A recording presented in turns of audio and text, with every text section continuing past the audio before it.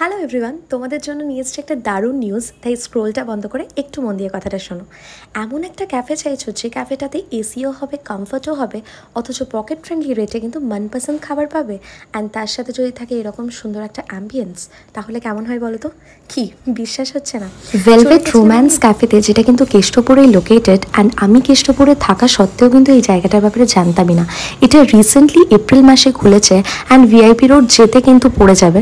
তো বিশ্বাস করো, ক্যাফেটা এত সুন্দরভাবে ডেকোরেটেড ছিল, আমি তো ভেতরে গিয়ে একটা কোজি আর খুব কিউট একটা ফিলিং পেয়েছি। বাইরে ওদের রেড চার্ট ঝোলানো ছিল, সেটা দেখে ভাবলাম সত্যি কি এত কম প্রাইসের মধ্যে ভালো ভালো খাবার পাবো, বা টেস্টটা কি ভালো হবে, সেই করেই হঠাৎ করে ঢোকা। কোনো একটা বিকেলবেলায় কিন্তু এরকম ক্যাফেরই খোঁজ করে মন, যেখানে কিন্তু এত সুন্দর অ্যাম্বিয়েন্সের মধ্যে স্ট্রিট ফুড পাবে, তাও বা স্ট্রিট ফুডের রেটে।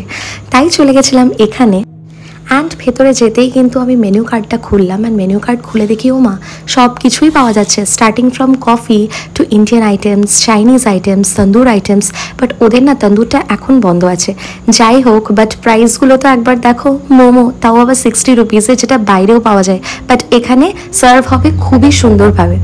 আমি অর্ডার করেছিলাম একটাই কফি, এটা কিন্তু একটা কফি। হ্যাঁ, ওদের কফি মাগের কোয়ান্টিটিটা কিন্তু এতটাই বড় ছিল যে আমাকে 1/2 করতে হয়েছে। And the taste was too good.